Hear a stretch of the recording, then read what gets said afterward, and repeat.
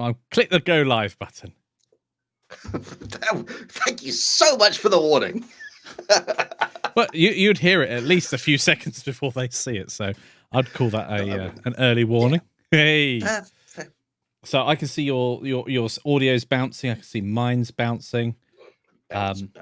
I'll be interested, by the way, if anybody listening can hear me distorting. Yang can. By the way, before we finish, hello. Yes, we are live. Hi. Yeah, Jan's hearing me a little bit distorted, so I don't know whether that's something my end, his end, your end. I think it's the chat software we're using. Possibly, yes. So yeah, hello everybody, and welcome to Monday, the 28th of March, 2022. Has it really? March is gone. It started, it ended. I know that's how time generally flows, but my word, spring is in full bloom. So if you do hear birds chirping outside, we finally had our clocks change. Yes, it's now lighter, and I lost an hour's sleep. That's all I know about. Although, which wasn't good. From what I understand, the U.S. Senate unanimously voted to get rid of the clocks changing and stay on daylight savings. I saw in a very interesting video about it the other week about how accidents increase like 5% for the next the 2 weeks after the clocks go forward or back. And complaining increases 300% forward. Yes. Hello and welcome. Hello. This is our best opening ever. I think this is really good. Yes, why not? Let's start off with something random. So Daz says video and audio okay with him. So thank you, Daz. Thanks, Daz. Yeah, so last time we did this was 2 weeks ago, and Mikey and I chatted beforehand, and Mikey put together a little itinerary. This week we forgot to do that. Can you tell? Now this is Hey Roderick, how you doing? Hello, Roderick. Sometimes I quite like the little bit of preamble before, because I know people are joining, and so we don't want to sort of like lose people or lose the information because they weren't there at the beginning. Although we tend to repeat stuff anyway. That's how we roll. I mean, it kind of feels like how our lectures sound, at least my lectures sound, in a sort of, oh, look. Shiny. be a bit excited about stuff. So yeah, I've been away for a week, and editor has been busy putting together the final touches to the course, the procedural weapons course. Should be specific about that. There are a few issues. Some of the coding sections haven't come out quite right during review, so we're just going through that this week. But expect the weapons course to drop this week towards the end of the week. I'm going to aim for Wednesday and Thursday sort of time, so they'll be available for everybody then. Should be awesome. And I was planning on having the Toucan bubble course drop today. The lifetime Toucans already have access to sections 1 and 2 at the beginning of section 3, but then about a week and a bit ago, I got a trapped nerve, which means, I mean, I'm still, here's my trapped nerve medication. I'm still in pain. I'm in much less pain, but if I sit at the computer for more than about an hour a day, my arm just starts catching fire. So that slowed down production somewhat, especially as 2 days ago when I sat down to record, the neighbors started drilling in the wall. So I was like, okay, well, I guess I'll wait. So it's a little bit behind schedule. I have been recording more today. It's looking pretty good. I always get nervous when I'm about to release a course to the public. You know, that whole imposter syndrome thing we keep talking about. Yes. Like, are they going to learn anything?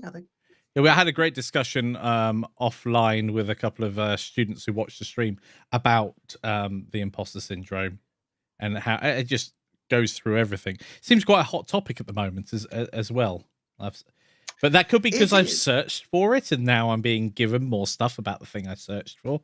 It's really hard in the online world to actually know whether something is suddenly in vogue, or whether or not it's just the search engines going, oh, you might be interested in more about this stuff that you've searched for once. Yep. YouTube's algorithms are very good for that too.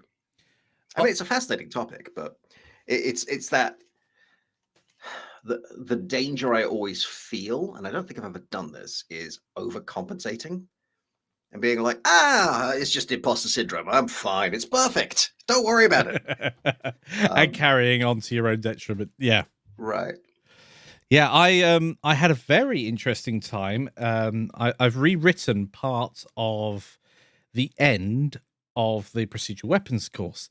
So Jan and I sat down and we went through the code, and there wasn't anything fundamentally wrong with the code, but how we got to that point of code, I wasn't comfortable teaching because it's this one part of Blender that's incredibly fiddly to get to, and you're not really learning anything other than the fact that the bit of code that you need is this, and that didn't really feel that fulfilling. However, I then updated Blender to 3.1, and now you can right click on the fields and get the value and set them from that. So that was like, okay, well, I need to redo that. And the way that we're setting a couple of fields in geometry nodes, so the literal boxes you go and fill in with, in this case, a vertex group name, in Blender 3.2, which is not out yet, there's a node you can just drop in. So I was like, I'll teach both. See, 1 minute. But yeah, it's amazing. But obviously, Godot 4 is undergoing a massive amount of change at the moment because it's in alpha.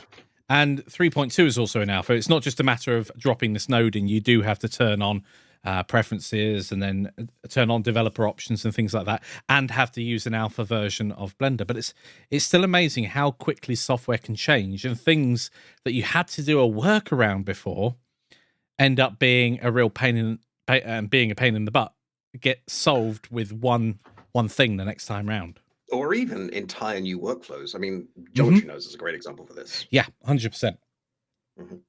Mikey appears to be playing a drinking game. Every time I mention geometry nodes, he downs one. No. I'm enjoying a glass of wine this evening. It's a lovely evening.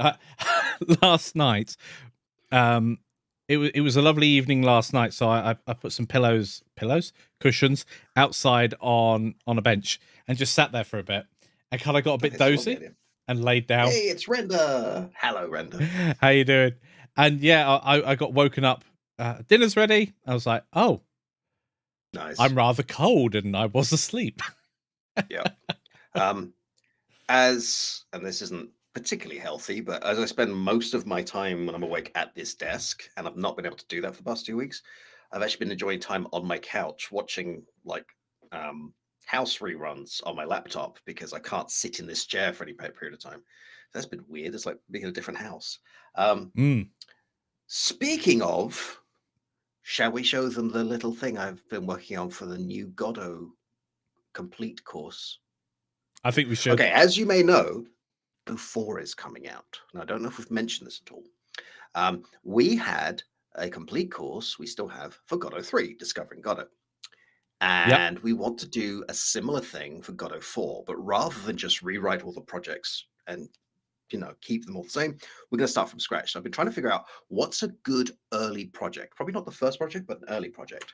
And if I get myself ready over here, and I'm going to share my screen if I remember how to do that. Create a secondary stream. No, I don't show my screen. Don't you do it on the communication software itself? Here we go. No. Yep, you got it. I got it. Hello. No, I just see you at the moment, and now I see it. Yeah, got it. Okay, great. Are you ready? Oh, it's Minesweeper. Well, it's not Minesweeper. It's Toucan Sweeper. So yeah, it's reasonably simple with some interesting little challenges to figure out along the way. It's not something that we've done before. It's a nice, easy win because you feel very satisfied when you do things like just figuring out that initial. So right now, nothing happens if you hit the bomb, but just figure out this contiguous check. Yeah. Without getting a stack overflow, which is what was happening the first few times. It just feels good. So I reckon this is a nice little thing. Now, these are very placeholder graphics. This is just me messing around for a couple of hours. I'd love to know people's ideas for theming. I'd love to get some proper colors and graphics going with this and make it look, like, I mean, I want it branded with our colors, but I also want it to be something that people enjoy playing. And obviously, right now, there's still some things to go. There's no game over state. There's no kind of score. Yeah. Hitting a bomb does nothing, or Toucan does nothing. And I put a little restart there. We did discuss the idea of having a reverse Minesweeper. So the goal is to find the toucans as quickly as possible, or in as fewer moves as possible. That would also work. I'd be interested to know if people have any suggestions for what kind of theme or name they'd like to see for something like this. So, type your things in the chat, or if you're watching this later, in the comments. But yeah, I think this could be a fun little project. So I hope you guys are excited by this. Do you want to see a little bit behind the scenes? Yeah. All right. We are using the new tile map system. Here's the tile map I've created. And if we look to the tile set, you can see that I've created an atlas. These are 64 by 64 pixels. We've got the numbers, a blank one, the question mark, the toucan, and the undiscovered. And tile maps and the way you set them have changed. So we no longer use set cell value and then you type the index. Instead, we're using the atlas coordinates. So if we look right up here, these tiles, these are the atlas coordinates. So what that means is once the tile set is made, that's 0, 0, that's 1, 0, that's 2, 0, that's, you with me? Yep, 0, 1. Right. So you've got to know those XY coordinates. So I've put them here as a dictionary with the key being what I want to display. Yeah. Renders said, by the way, that it may be placeholder graphics, but it already looks better than the Microsoft Windows version. I mean, we have a couple of decades of improvement over the original Windows 3.1 version. It's very true. This signal doesn't actually do anything right now. I was trying to get it to. I'm trying to fix a bug where when you first place your mouse, when you first click on it, you can't have a bomb there. And I also want it to be so this first one is going to be empty because this doesn't actually help much, right? It's not necessary, but it'd be nice to figure out. So yeah, right now we're just doing those. And then when we're checking the tile, because we've already set up what this key looks like, I just need to change tile function, which is let's change tile. There it is. Which gets the coordinates. Wait, no, change tile. There we go. Which gets the coordinates and the type being the key for those for that dictionary. Yep. And then I just do tile map sets there. I've got to put the layer in because now we have layers. We've got the coordinates. We've got the, I forget which one this is. The ultra documentation doesn't work yet. Then the tiles we're putting in that way. So it's all pretty simple functions going in. It should be a nice early project. I don't think it's the first project. No, I don't think it would be the first project because this is the sequel to Discovering Godot is going to have obviously it's a beginner focused course, so diving into functions and recursive algorithms straight away might be a little bit too much. Yeah, it feels like this is maybe 2 or 3, like lesson 2 or 3. Yeah. It also feels like it goes in nicely with those quick little games that do well with modules. Yeah, like Toucan is a great example, or Zoo Blocks, or even Tuki Bubble. Things that you could do in a few hours, and it's a quick win. I'm going to stop sharing my screen now, so I can go back to YouTubes. That's okay. Well, when I get told that, I can just click a button. I know. That's what I'm telling you. Yeah, I mean, as a general update, by the way, for where we are with the RPG stuff.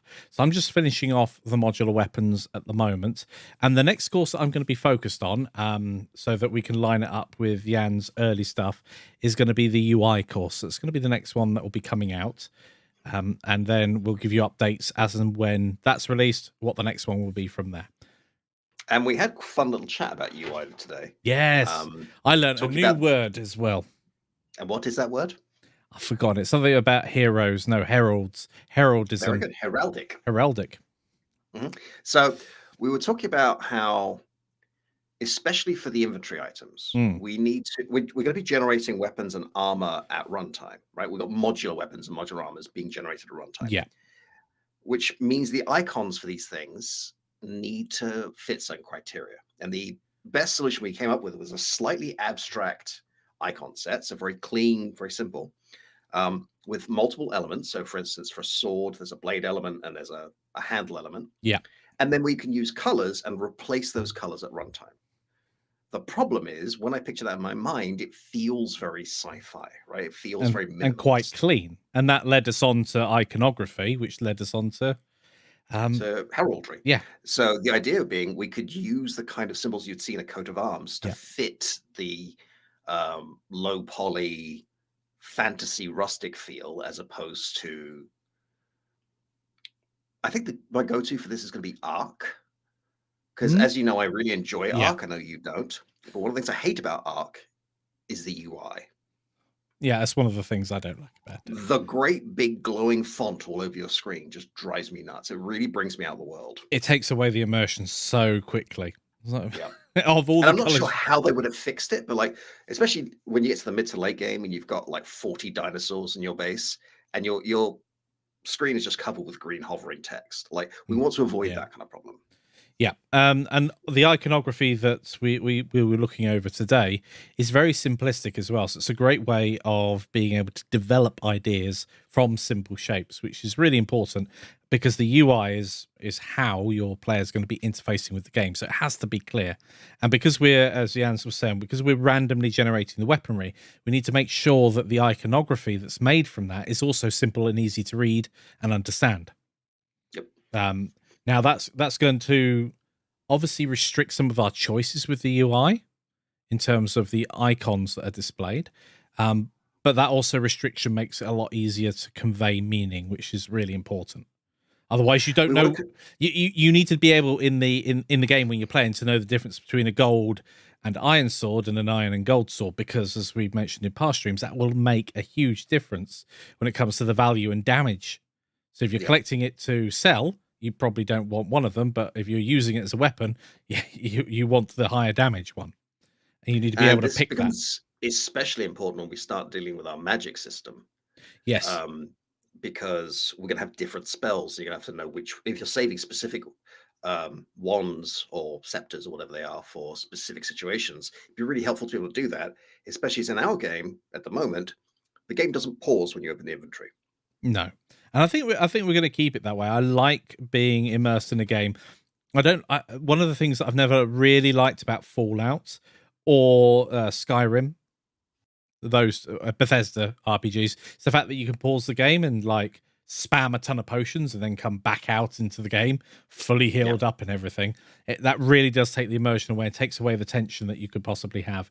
And because we're focused on it being an action RPG, Skyrim's default interface drove me nuts. It's clearly designed for a controller. Yeah. Which means that when it's all like scrolling scrolling words on a menu thing, and you have to go find backpack and go to here, find that. And it's like, no, visual representation is fine. Yeah.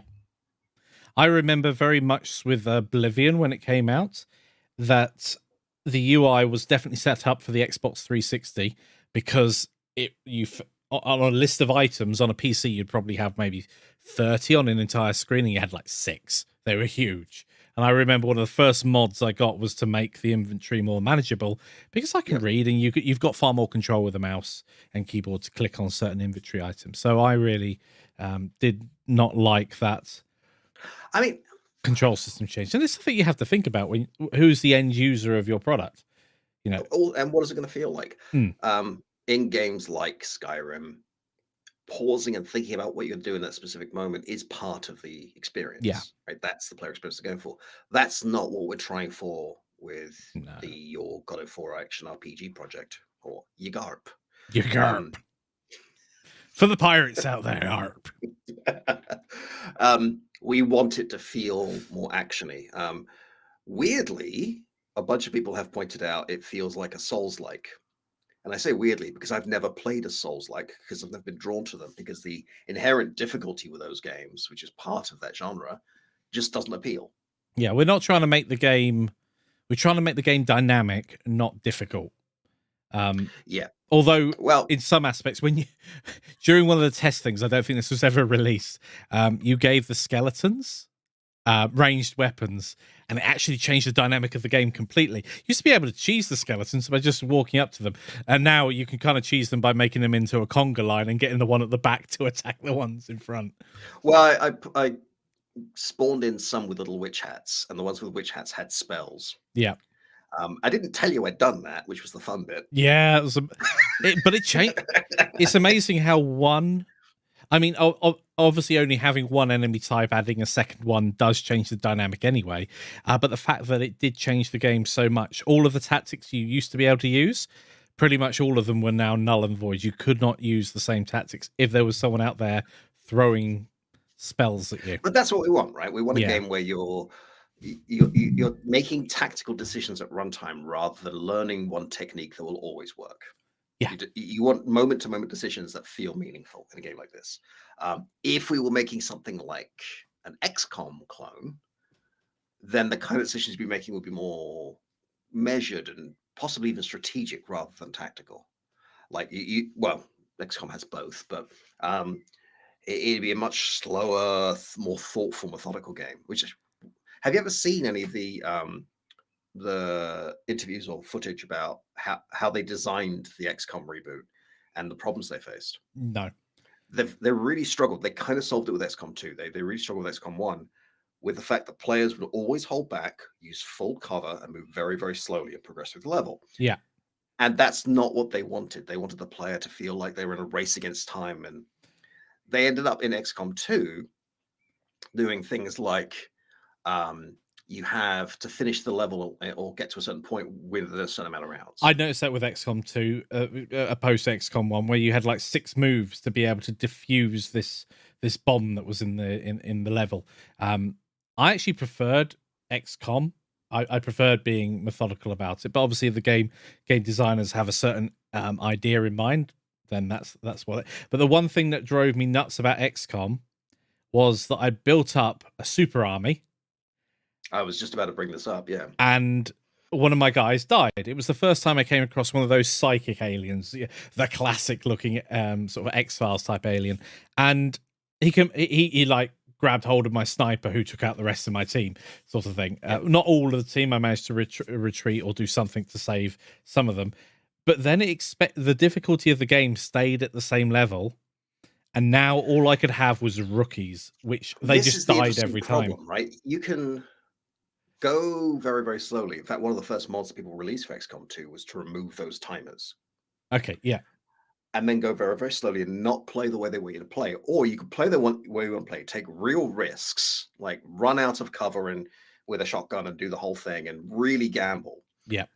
But when that gamble doesn't pay off, which statistically sometimes it won't, and you lose a squad member, because of the way the squad members are promoted and it's a real detriment to your team. I mean, you are now stuck. Yeah. You have to go back to a save game or play with a broken team or start over. I had this is years ago. This is going back, maybe 15 odd years. There was a game called Jagged Alliance, and I played Jagged Alliance 2, and that was very similar. Now, if you got to a point in the game where you actually had maybe 18 mercenaries, I think that was the maximum you could have.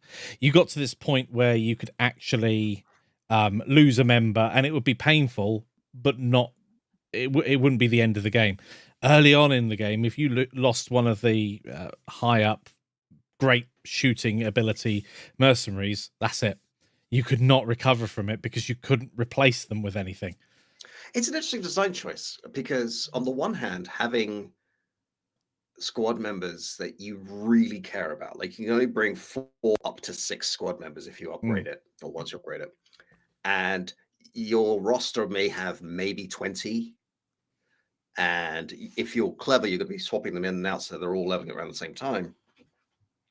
Getting to know them, watching them earn nicknames, giving them cool uniforms and unlocks and special weapons and all the rest of it, and like putting in that personality. But the downside of that is if you have a system where the player or the squad member can be killed, and you have a system where that has to feel meaningful, then the difficulty doesn't make sense. Yeah, having the difficulty ramp up. But if you make the difficulty easier the next game, then there's no reason to care about the squad. It's a really interesting challenge. A catch-22. The main thing with the beginning of Jagged Alliance definitely was the fact that you didn't have resources. You hadn't captured places that would give you income to buy more mercenaries. So if you lost them on that first wave, and that could be that's one of the toughest points when you initially get going in the game. And I think also because I played it a lot younger, I probably wasn't as mature with my decisions. So I would be playing the game in a certain way that perhaps you shouldn't do, especially on the higher difficulties. I was always very bad at those when I was younger. It also did the really annoying thing, and I don't know if you guys find this annoying as well. When you're pinned down by an enemy. I'm making this bit up, but you're pinned down by an enemy that's obviously got a really nice weapon, and you manage to kill them, and you like go over to their body, and they've got a canteen. You're like, where's the weapon? Where's the high-powered rifle you were just shooting me with? I mean, that's one of the classic video game tropes, right? Yeah. They had a submachine gun that fired rocket-powered gerbils, but when you killed them, there's a bag of crisps. Yeah, it's like, what? Now, we call them crisps in the UK. I believe in the US, you call them aluminium. Yes. So yeah, I mean, it's interesting looking at the kinds of gameplay decisions we play with in the RPG project, and it's things like not pausing when we go to the inventory. Yeah, we don't have quicks. We want it to be dangerous to switch weapons. We want it to be something you do from time to time. But if you're going to do that if you run into a room and find you're not prepared, maybe running away is the best move, or trying to lead things into traps. I mean, we've also had that when we've talked about UI, not just today, but over the last couple of weeks as it's been coming up as the next course. And one of the things that we realized is at the moment we've got two hotbar. On our hotbar, we only have 2 elements, don't we? And actually diving into your inventory, as the analogy being opening your bag and trying to find the right weapon, we need to make sure that that's as seamless as possible. We may end up going for more than just 2 items on the hotbar.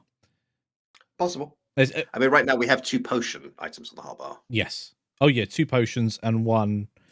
Well, the weapon is on the hotbar to show you what you're carrying. Yeah, but there's no way of swapping the weapons out on the hotbar. Yeah, currently.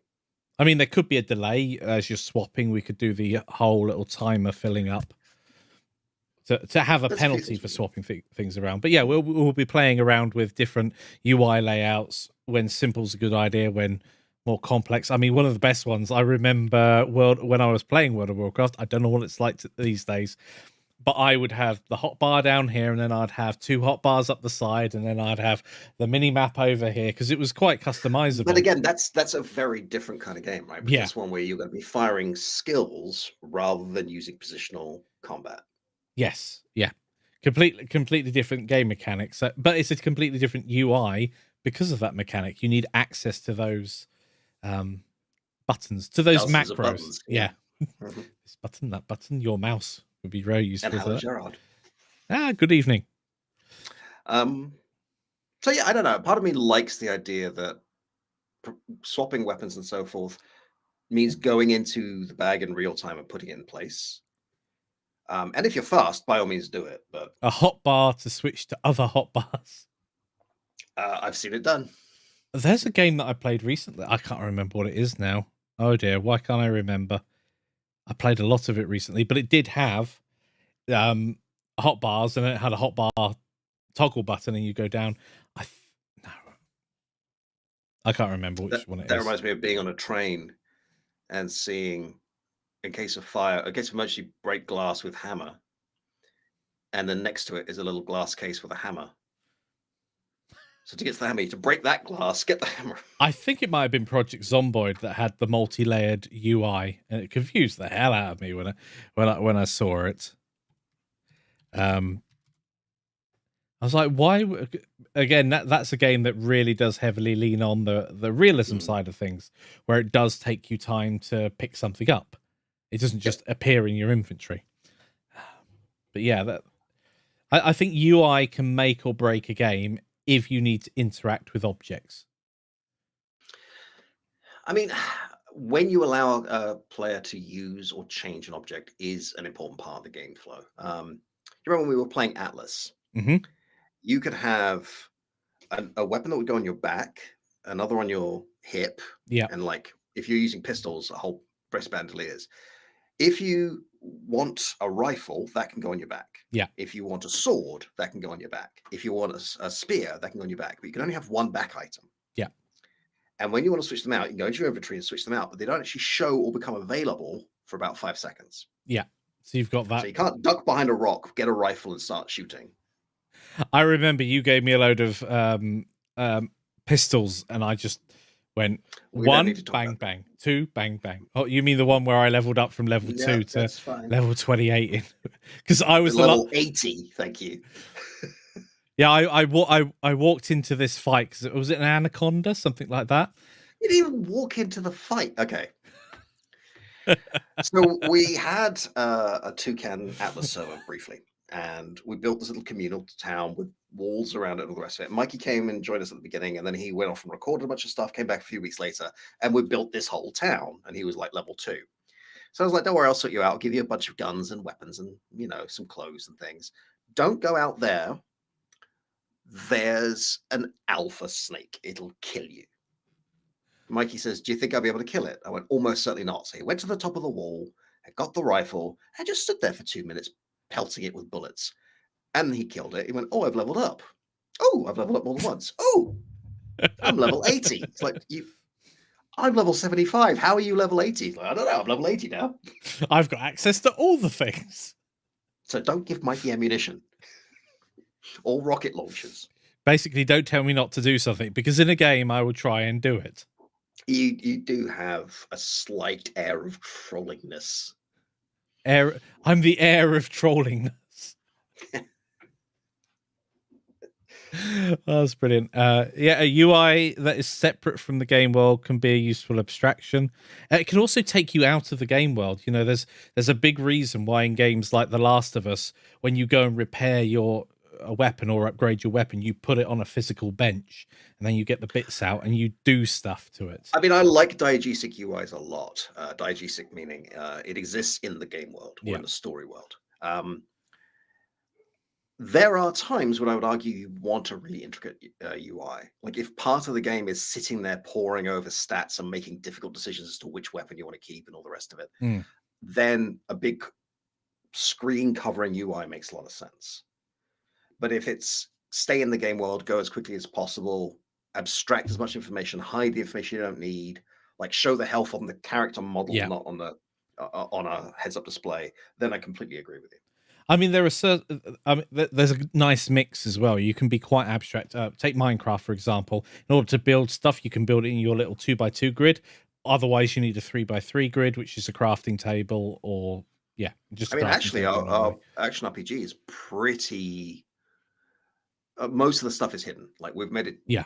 The only things you can see are which potions you have, which weapon you have equipped, your health, and your stamina. Yeah. And we keep that as small as possible in the bottom. We don't put in things like a mini map. We don't put in things like, well, we haven't put in things we could do. We don't show you how many enemies there are or whatever. We don't show you enemy health unless you're close enough. I mean, again, that can take you out of the environment. If you know how much the health an enemy has left, you can target a specific enemy. Whereas if there's a group of them and you don't have that information, it can be far more intense. But ideally, you'd like to see that visually as well. Like when I put in those magic users, I put a little, I called them witch's hat. You called them traffic cones because you're wrong. I put little witch hats on them so you could see. They had reflectors and everything. Yeah. So you could see, oh, that's a different kind of enemy. Yeah. Oh, yeah. And again, this is scope creep and won't make it in there, but you could make it so that as for instance the skeleton got more and more damaged, it actually suffered with loss. An arm fell off or something along those lines, or some ribs fell off, to give you that affordance that is the one that you're currently attacking. Yep. But, speaking of Godot 4, which we kind of were, I did make a little prototype that didn't make it to a YouTube video yet. I could share that, couldn't I? Ooh, more Godot 4 stuff. Yes, please. Yeah. All right. So, as people may be aware, It's not shared his screen yet, so that was a bit of blankness for you. Where is it? There it is. As people know, I made a little YouTube video demonstrating the Godot 4 3D navigation system, specifically Navigation Agent 3D. Yes. So I started playing with Navigation Agent 2D. And what we have, actually, I think I did show this, didn't I? We have this nice little system here. So for those of you who weren't here 2 weeks ago, ooh, that's wrong. Let's try that again. For those of you who weren't here 2 weeks ago, we have this nice little time map system here. Oh, I know why this is wrong. Camera has been changed since. Okay, so in Alpha 4, zoom 0.5 makes camera bigger. Now it makes camera smaller, so I need zoom 2. And this, by the way, is why we need to wait for this to be settled before we start teaching it. Yeah. All right, so what we have here is a point to move. So I'm going to click on a little area, and it's going to find the best path. Now, this system is designed to be used around other moving things. So I have here a little obstacle. It has a 2D obstacle thing in it. I forget what it's called, navigation obstacle. And as I try and move towards it, our Toucan should try and avoid it. He's not doing a very good job right now. Probably because there we go. Squish. Right. So it's a little buggy right now, which is why I didn't make the video. What he's doing is, if I go over to my character, character's got a collision shape. Wait, where's my character? There's my character. Character's got a collision shape and a navigation agent 2D. This box has a navigation obstacle with a radius of 16 pixels. I can actually make that a little bit bigger. Let's try 24 pixels. When I go back in, it should know I need to stay 24 pixels away from the center. What it doesn't do, there we go. What it doesn't do is have any kind of idea of what the shape is. So it's a radius, a very simple radius. The nice bit about this system is if you go into the tile map, because we're using collisions and so forth, if I block this off. It knows about it, doesn't it? So it can navigate around. It knows about it, and it should be able to make it all the way there. I want to polish this a little bit. I actually want to finish Toucan Bubble before I release this as a YouTube video, like a quick how-to on it.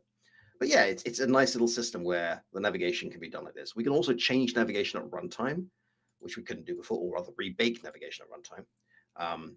And which is great because if a door shuts or your path during the game gets obstructed, or you're adding an elevator platform or all kinds of other things. Yeah. Where are you going, Toucan? Toucan, have you been drinking? So he's trying to get to that waypoint. That's why it's going wrong. But yeah, that's a nice little system. So I'm going to stop sharing my screen. And welcome back. Thank you. So Daz just mentioned I need a quick fridge run. I had to say no. You don't keep red wine in the fridge. Definitely not. But yeah, lots coming on. What some of you might have missed from the beginning was a quick update on the modular weapons course. So the modular weapons, all but 2 lectures have been recorded now, which is great. So we're going to have a bit of an editing push this week to make sure it's all out for you guys this week, which should be absolutely amazing. I'd love to see what you guys make of it as well. There are the thing with procedural generation, especially in Blender, is there are many ways you could do it. At one point, I was almost convinced I would have to go ahead and do a lot of Python coding in order to construct a third point, because I couldn't gain access to one of the attributes within. Basically, I couldn't place an empty and then link to it within geometry nodes because it didn't have access to something that's not geometry, is the main thing. And then I spoke with Aaron, who knows, done a couple of courses with us. And he said, I suppose you could use a vertex group. And I was like, yes. So it turns out that a vertex group saves us. We put an individual vertex in the place we want things to spawn, and boom. Now, when it comes to actually setting it up so it gets used in Godot, unfortunately, that's not an option. So in that case, you'd have to use an empty as the position marker. But yeah, that's going to take. We had a very confused conversation on Discord where you sent me a message saying, "Can you check this for vertex groups?" And I went, "No." I'm like, "Go on, just check it for vertex groups." Like, I don't know what you're talking about. Like, can you access vertex groups in Godot? No. Go on, give it a shot. Like, what are you talking about? It's not working. I agree, Daz. It would be nice for the collision avoidance to be able to be a polygon of some kind rather than just a radius. I'm not sure if that's in the works or not. We've had a bunch of people joining us since the beginning of the stream, so for those who missed it. We could show off the little sweeper thing for our complete Godot 4 course. At some point, we will tell you the name of our Godot 4 course. We have picked a name. We just haven't shared it with you. So, you can write your guesses now. Funny if the first guess is bang on. Funny if the first guess is. Here we go. So, yeah, one of the early courses for our Godot 4 course, I'm thinking, is going to be a Minesweeper-inspired game. Obviously, with our own graphics. I haven't used any of their code, but I think it's a nice, simple, well, it's a reasonably simple starter game for the beginning of the course. You do need to know some things before you dive in. Like, I don't want to start people with tile maps, which is what we're using here. But it's not as complex as, say, it's probably not as complex as a platform game. So somewhere between an early word-based game and a platform game, I'd probably put something like this. This isn't quite complete, but we're pretty close to it. And yeah, I put this together in, mostly put the whole thing together in 2 or 3 hours. And a lot of that was just trying to figure out the new syntax for tile maps. That's the thing. Godot 4's being updated at no end of knots. No end of knots. Yeah. Quickly, innit? Oh, I want to do a smiley face. Denied. I'm going to stop sharing my screen now. But yeah, there's lots to be learned in a relatively simple game like that. And it must be quite refreshing as well, focusing on a simple game versus the RPG. Because, yeah, you can just focus on get a quick win. Yeah, it's also, from a curriculum development point of view, it's much easier for us to say, okay, we're going to make a complete series of courses. So the Blender Creative Suite, for example. Yeah. Or Blender Creative Series or Suite, I forget. Yeah. Whatever, BCS. Here's one on making basic shapes. Here's one on texturing. Here's one on geometry nodes, etc. It allows us to really tailor each section or each module for people who just want to learn that. But it also allows us to say, okay, what's the goal for this course? What's the student going to learn? Right? So my idea here is how to make a 2D puzzle game using interface or using tile map. Yeah. Right. That's the goal for that section.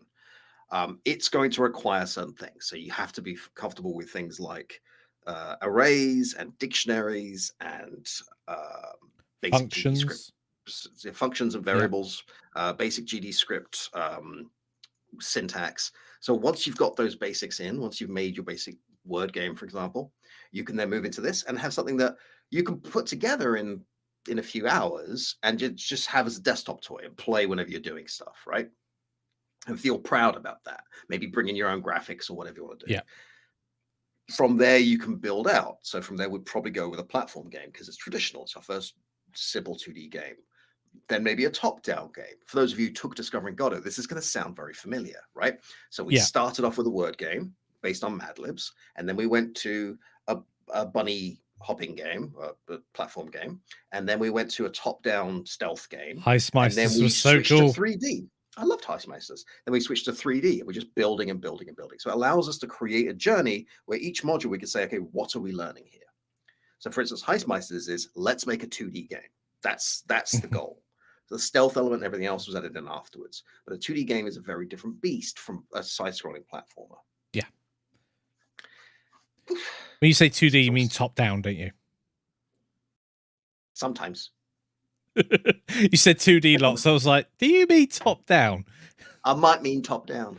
Yeah. I'm quite tired and sore. It happens. Try not to twitch my shoulder too much on stream, but it keeps happening. Yeah, Daz raises a good point there that even a square would be a simple geometric shape. So they're just doing the radius at the moment in terms of collision. It's probably because it's the simplest way of detecting something. It's simple and fast. Yeah. I mean, it makes a lot of sense if you have like a whole bunch of NPCs and you want them not to walk into each other. Yeah. Right. So then they're going to predict where each other are and try and go there. It's also worth noticing that it's going to try and change its velocity before it just moves out the way. So it's going to slow down.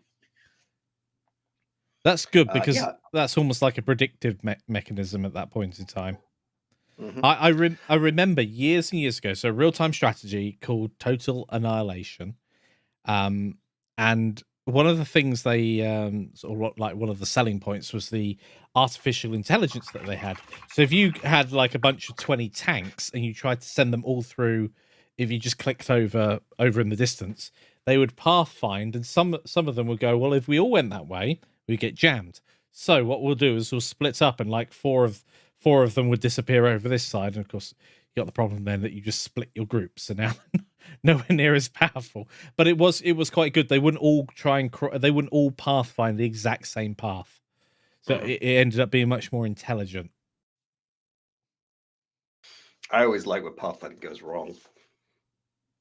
Not when I'm playing it, though. I think it's Game Maker's Toolkit. I'm pretty sure it's him.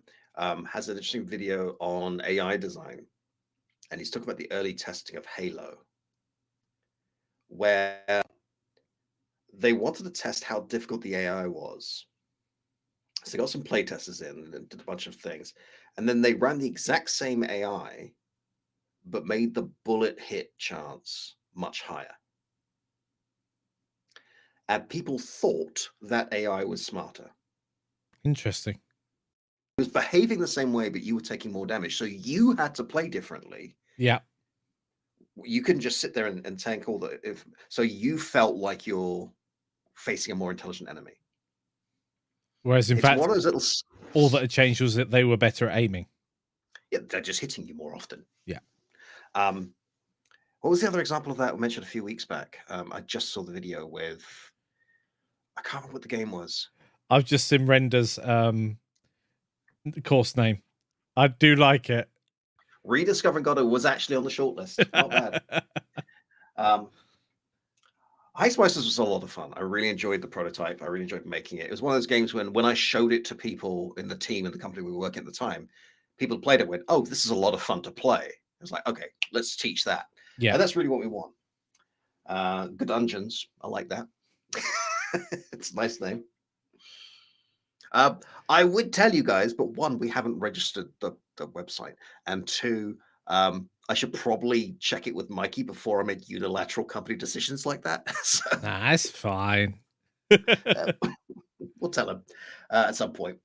I feel like it should be like a big reveal as opposed to just like, 47 minutes into some random stream. We should do like an anagram of it. And then no, because then they'll write a little anagram thing and just go press run and it'll show them. They'll go, oh, that's the only one that makes sense. Maybe. Yeah. Especially as I know the word Godot is probably in it. Yeah, that is it? Or probably. is it? Or is it? Maybe we're going to call it Discovering Unity, just to confuse people.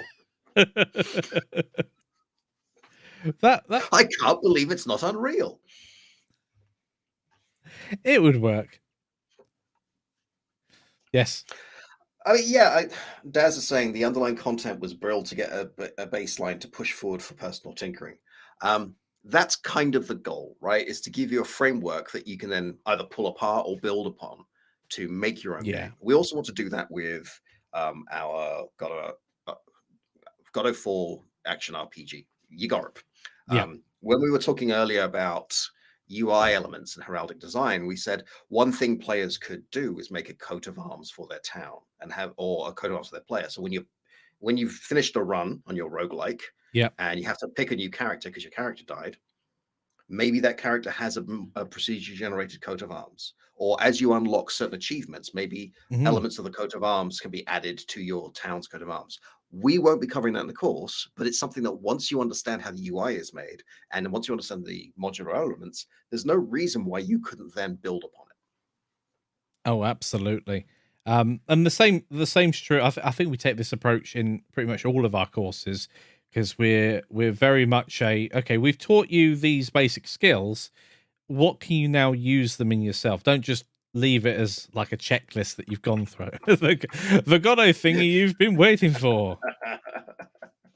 I mean, that's what you're looking for with, because Roderick and Render, well, Roderick wasn't, Render was saying that the framework effect for him was the same. That's what you're looking for Yes.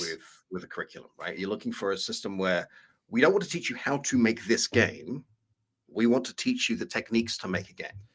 Exactly. And one of the things we were very conscious about during the development of the RPG itself is we didn't want to end up constructing a framework that you had to absolutely use. We were very conscious where frameworks are incredibly useful and you can pick one up and bolt your game to it. We didn't want to restrict our instructions so that we're in this position where you have to use this and you can't really do anything else but use the core framework. So actually developing it from those first principles and being able to have the different systems interacting with one another. And obviously there are times when you'll want a framework. Multiplayer would be a great one. You don't have to code your own multiplayer system if one already exists that you could use as your framework. With multiplayer, there's a few different ways you could do it. Yep. And what's important is having enough of a mastery, or fluency is probably a better word, in the topics who know when you want to do a certain solution. Absolutely, yeah. So by the end of discovering Godot, you should have enough understanding of when you want to use a tile map or a grid map and when you don't. When you want to use, I mean, in the next course, you should know when do you want to use a rigid body or rigid dynamic body, as it's now called in Godot 4. When do you want to use a character body, which is the old kinematic body? Yeah. When do you want to use a vehicle body, stuff like that. We had a few people actually complaining on Godot Getaway about the fact that I can't use this to make a first-person shooter. Why are you using a vehicle body? And like, because we're making a car game, that's the best thing to make. This is not a first-person shooter. Yeah. You know, but we actually got really angry complaints about this, and it's like, that's not what we're teaching. It's also one of the things that I'm kind of struggling with, what the very first course in the Godot 4 course should be. Sometimes I think it should be something like, but Blockbuster's done a lot. And I was also thinking Pong, but Pong Wordle clone. I've never actually played Wordle. Another word game would work well, like the pub generator we were talking about, the pub name generator. Pub generator. I do like that idea. It might be a bit British. Godot Creative Series is nice. Not what I was going for. Godot Trek Search for Vulcan. No, but again, I like it. Oh, well, Pontoon. Not what I'm calling it. On the so one of the issues we have with the Vulcan implementation at the moment in Godot 4 is transparencies aren't working properly, at least as far as we're concerned, on NVIDIA hardware on Windows. Specifically on your Windows setup. Well, on two of my computers. We don't know if anyone else is sick. Well, that's what I'm saying. Yeah. Like, we don't know where that is. I still need to make you that test scene so you can upload it as a bug. Yeah, that is an issue because it looks much better on my machine than yours. Where you guys have seen it, wherever the transparency is, it goes all blocky and pixelated. It's not putting things on the right render layer or something. Something is happening with it anyway. And now there was a known issue that someone said was also the same on Godot 3.3 originally, and has been patched on the master branch for Godot 4. But I don't know if that's actually its own bug yet. Yeah, I don't. If it's already been patched, well, we never had the issue on Godot 3. It's when we've ported it over and tried to set things up. And I want to get my hands on Godot 4 working properly because I want to do some material stuff in there. You know, getting your work from Blender into Godot is only half the journey. Getting it set up. You're not using transparencies, you should be fine. Or any alpha. All right. Goodbye glass, goodbye anything see-through, or even slightly see-through. So I've seen some very creative ideas for names for the next Godot course, which I keep almost spoiling. What about names for that sweeper clone? Because I feel like Minesweeper is going to get me in lots of legal trouble. I don't really want it to look exactly the same. I'd like to be finding a Toucan. Is it Discovering Toucan? Like, what name do you guys think should exist for that sweeper clone? Discovering Toucan. Or we change the Toucan for Godot. We call the game Discovering Godot just to really confuse people.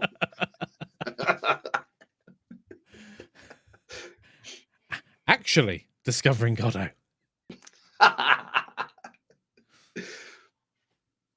Yeah, I like that. I'm wait to see if anyone's typed any answers. Minefinder, yeah, not bad. Tinkerer, I like that. Yeah, I like that one as well. Minefinder. Mine. Well, there you go. There's the sound effects. Whenever you right click to put the question right, you're like, mine? Uncovering the Toukies. Okay, yeah.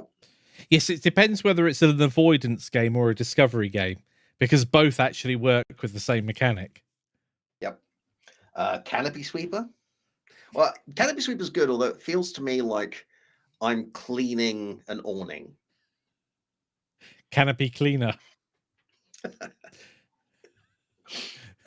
That was a game I was really disappointed with, The Cleaner, which is a game where you play somebody who goes in it and sweeps up crime scenes before the cops can get the evidence. Okay. And it felt like it was going to be this really cool, like, sounds run gritty. in, do some stealthy things. It's very cartoony, but it's not that. It's a simple little puzzle game. Oh, I'm like, no, not playing this. Yeah, it might be too janitorial. Canopy Cleaner, yeah.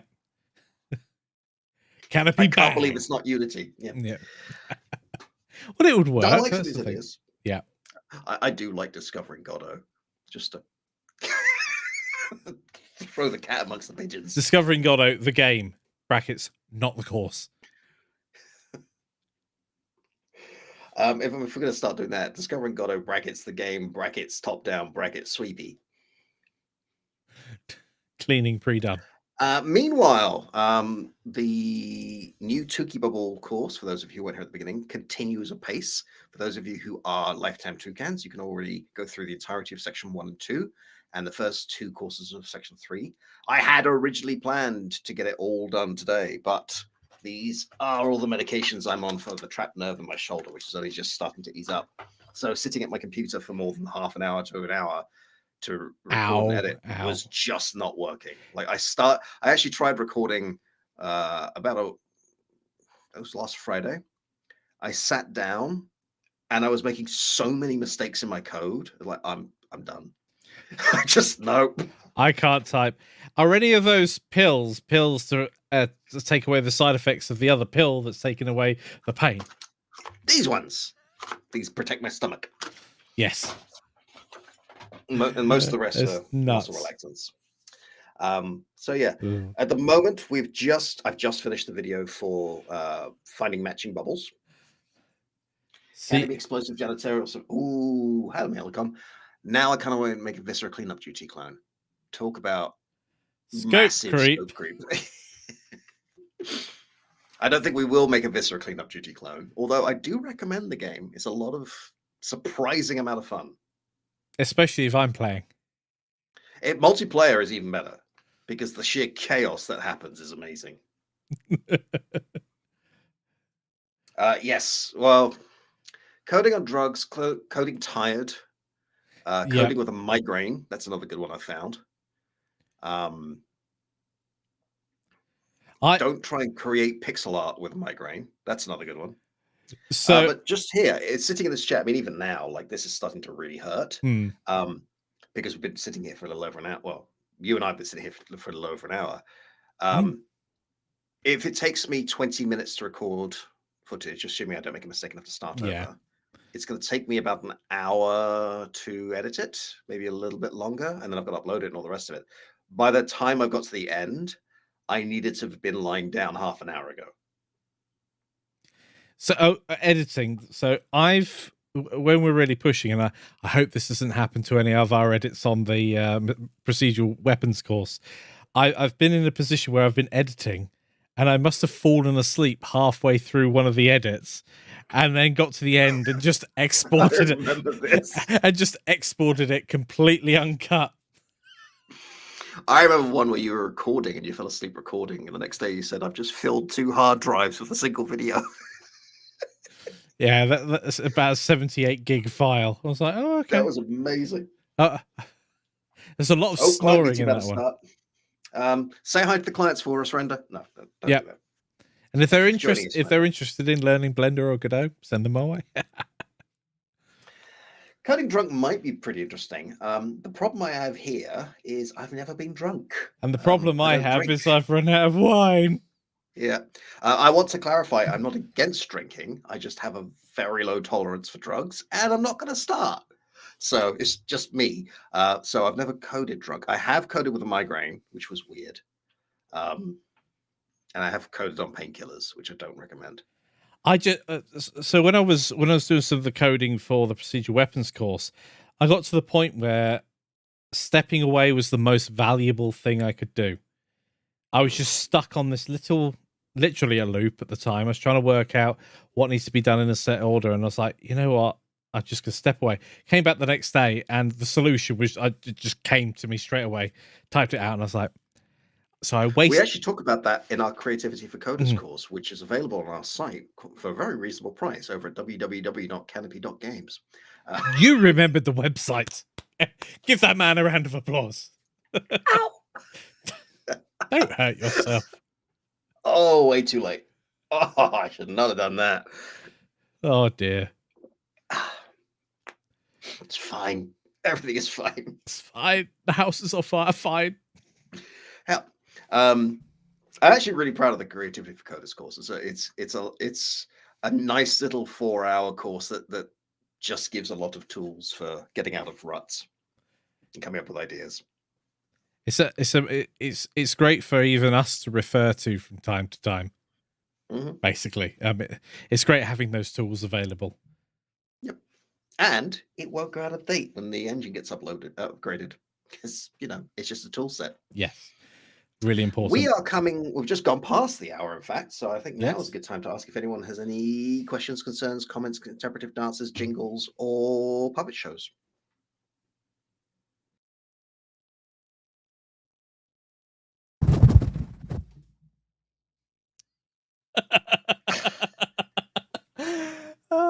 Yeah, I thought about that afterwards. You weasel.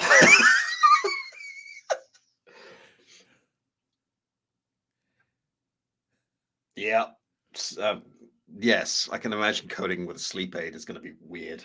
So one of the things that art in general does, and coding to a point, is actually the art of speaking to a computer in many ways, and coming up with creative ideas. I've often found things music wise, if you have some sort of inhibitions, like most people do, something like a glass of wine or beer can really help your creative juices going.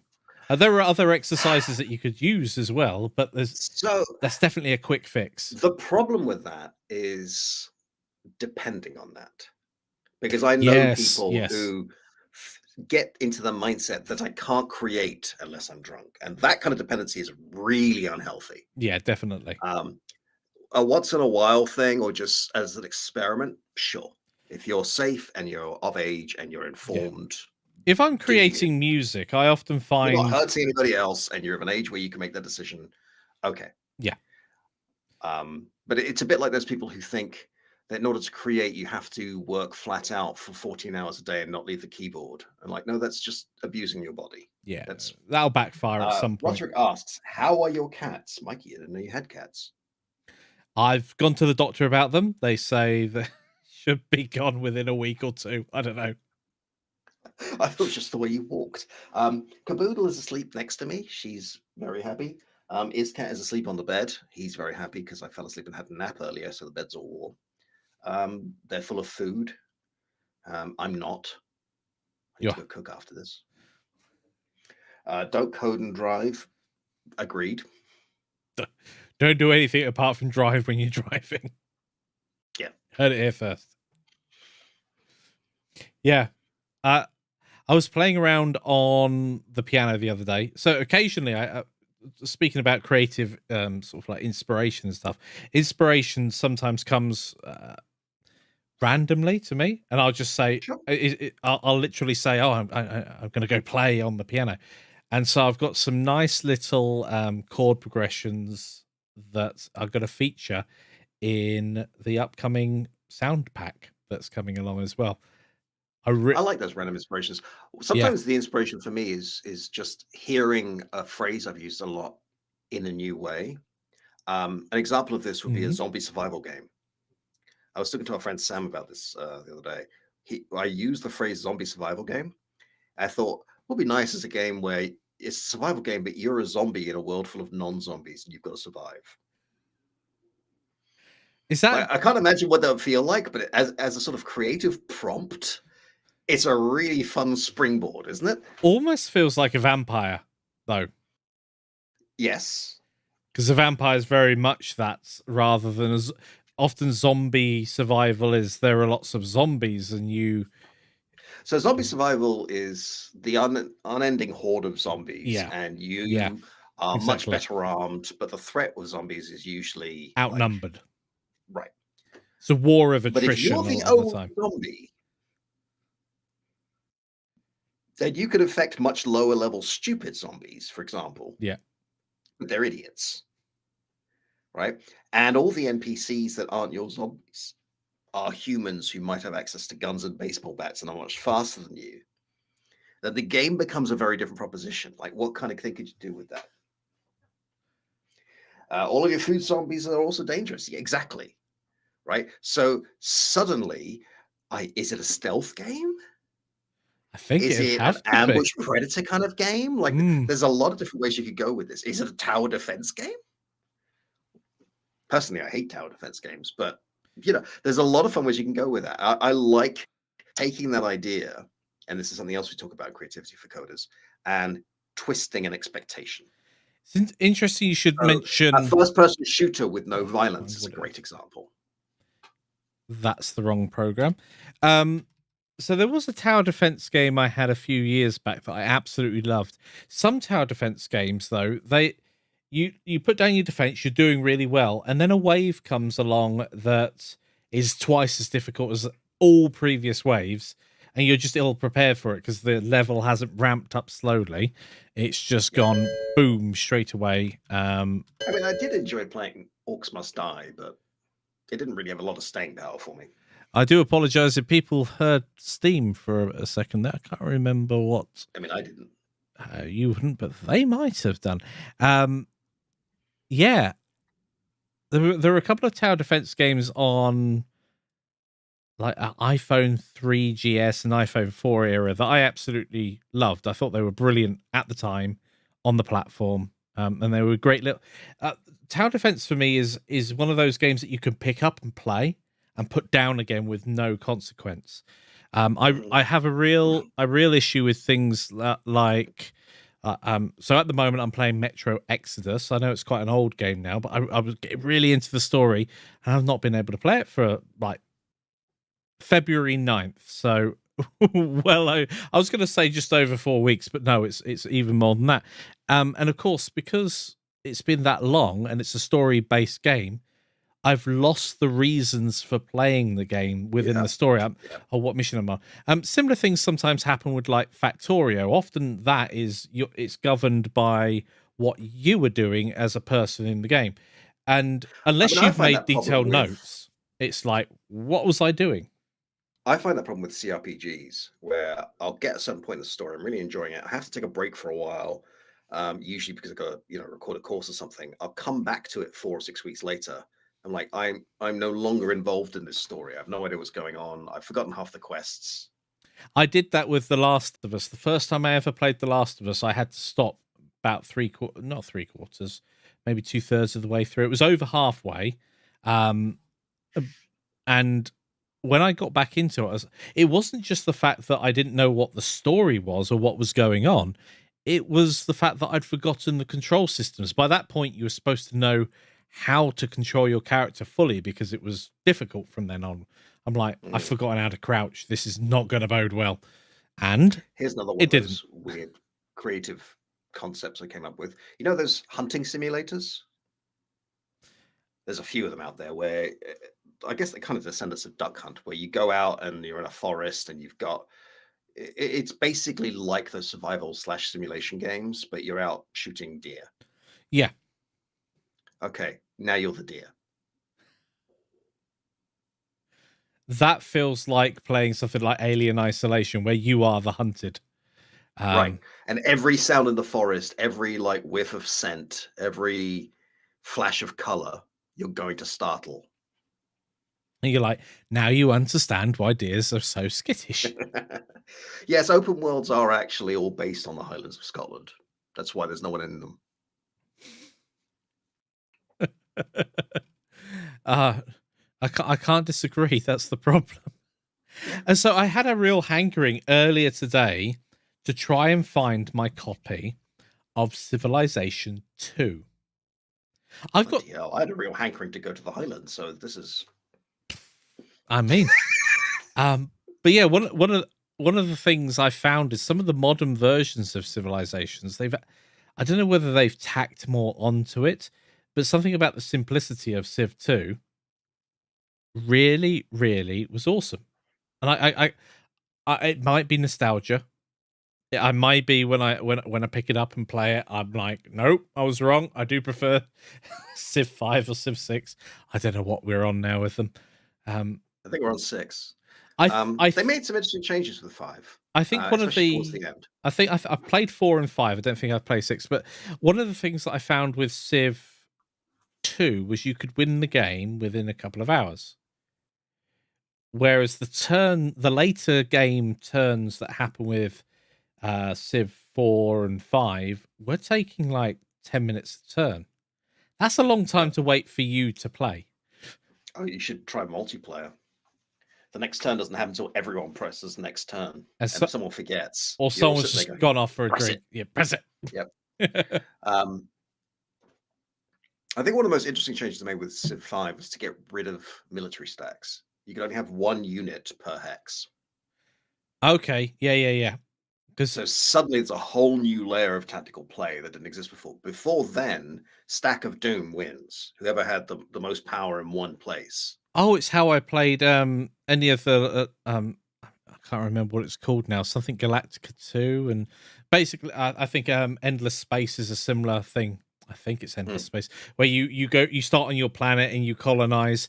Every time I've ever played that, and I've been a distributed network of planets, I die. But if I have a Uber armada that goes round and just whoever it decides to battle just gets wiped out entirely, and if I need them on the other side, it just takes me more turns to get there. But you're far more protected with just having one giant force than lots of little ones. But that's mainly because they're often winner takes it all when you actually have your space battles.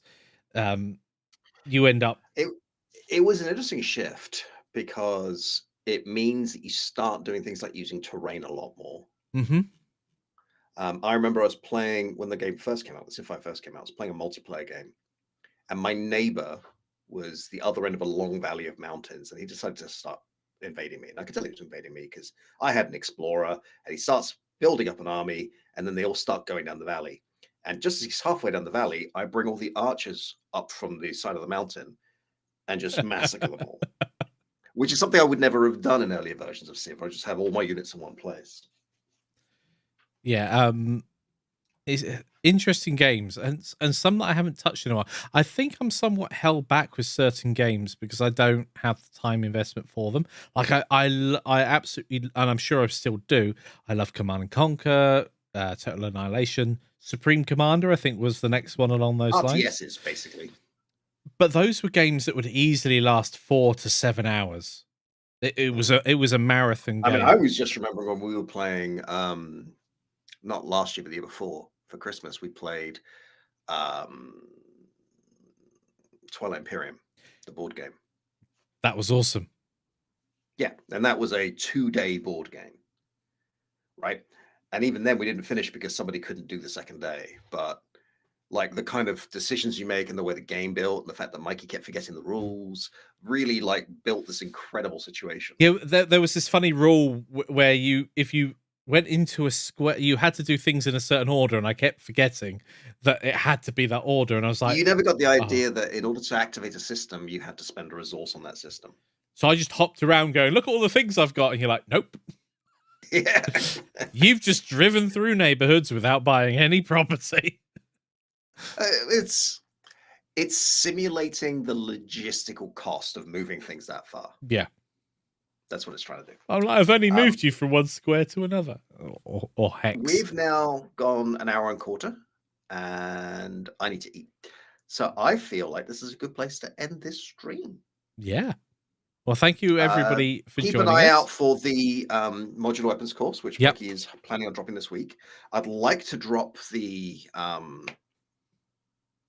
Toucan bubble thing this week. I was planning on doing it today. Not happened today. Maybe this week. Maybe next Monday. But yeah. Thank you everybody for joining us. Thank you for having us. We had a lovely time. And thank you. Thank you for the jelly and ice cream. Yeah, it's your turn this week. Bye.